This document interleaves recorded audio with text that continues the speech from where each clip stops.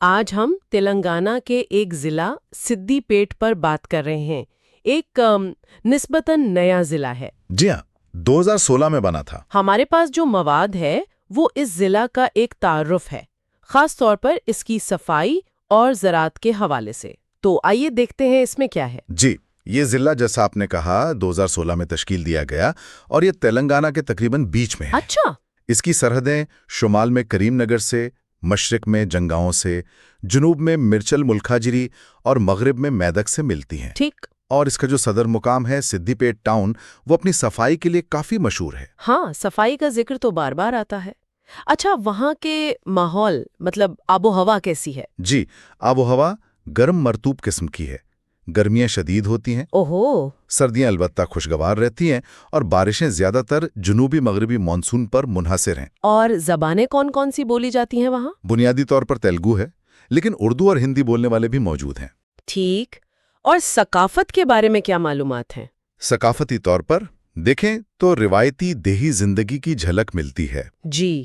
ذرائع بتاتے ہیں کہ تہوار، مذہبی تقریبات یہ سب بڑے جوش و خروش سے منائے جاتے ہیں۔ یہ تو اچھی بات ہے۔ اچھا، اب ذرا معیشت کی طرف آتے ہیں۔ کیا ہے وہاں کا معاشی نظام؟ بنیادی انحصار تو زراعت پر ہی ہے۔ زراعت پر کون سی فصلیں اہم ہیں؟ چاول، مکئی، کپاس اور دالیں یہ اہم فصلیں ہیں۔ اور ہاں، ایک چیز جو بہت نمایاں ہے وہ ہے کالیشورم لفٹ اریگیشن پروجیکٹ۔ اس کا کیا اثر ہوا ہے؟ جی، یہ بہت اہم نکتہ ہے۔ اس پروجیکٹ نے زراعت کو بہت زیادہ فروغ دیا ہے۔ کس طرح سے؟ دیکھیں، لفٹ اریگیشن سے پانی ان علاقوں تک پہنچا جہاں پہلے مشکل تھی۔ اس سے زرعی پیداوار میں کافی اضافہ ہوا ہے۔ تو یہ ضلع کی ترقی میں ایک بڑا فیکٹر رہا ہے۔ بالکل، یہ ایک کلیدی عنصر سمجھا جا رہا ہے۔ زراعت کے علاوہ تعلیم کا کیا حال ہے؟ کچھ اسکول، کالج؟ ہاں، تعلیم کے میدان میں بھی کام ہوا ہے۔ سرکاری اور نجی دونوں طرح کے ادارے ہیں۔ اچھا۔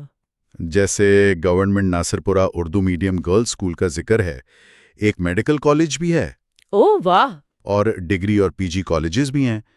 لڑکوں اور لڑکیوں دونوں کی تعلیم پر زور ہے۔ یہ بہت اہم ہے۔ اور سیاحت کے لیے کچھ ہے وہاں گھومنے پھرنے کی جگہ؟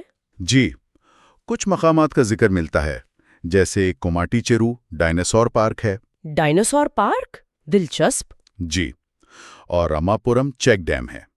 مذہبی مقامات میں سدی پیٹ جامع مسجد اور مارکنڈیہ سوامی مندر ہیں۔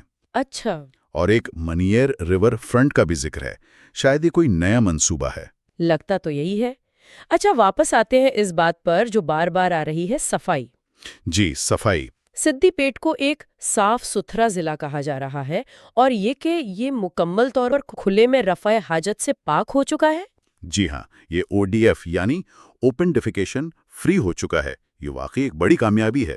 بہت بڑی۔ اور صفائی کے علاوہ ہارٹیکلچر یعنی باغبانی اور ڈرپ اریگیشن جیسی جدید تکنیکوں میں بھی اس نے نام کمایا ہے۔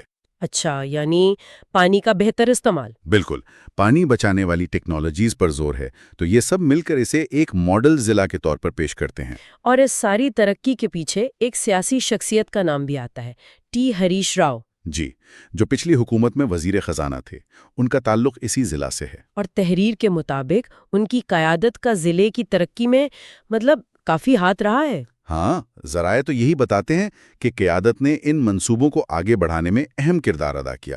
البتہ یہ تحریر کا نقطہ نظر ہے جسے ہم یہاں بیان کر رہے ہیں۔ صحیح۔ تو خلاصہ کیا ہے؟ مجموعی طور پر سدی پیٹ کیسا ضلع ہے؟ دیکھیں، خلاصہ یہ ہے کہ سدی پیٹ ایک ایسا ضلع ہے جو نیا ہونے کے باوجود تیزی سے ترقی کر رہا ہے۔ جی۔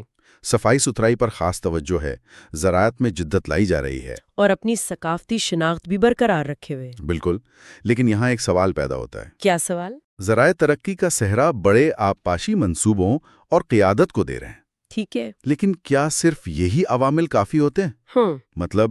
کسی علاقے کی صفائی، اس کی مجموعی ترقی، اس میں وہاں کے لوگوں کا کردار، انتظامیہ کی اہلیت، یہ چیزیں بھی تو اہم ہوتی ہیں نا۔ یقیناً۔ تو سوچنے کی بات یہ ہے کہ ان دوسرے عناصر کا کتنا حصہ ہے، اور کیا سدی پیٹ کا یہ ماڈل، یہ کامیابی، کیا یہ دوسری جگہوں پر بھی اسی طرح دہرائی جا سکتی ہے؟ یہ ایک اہم سوال ہے۔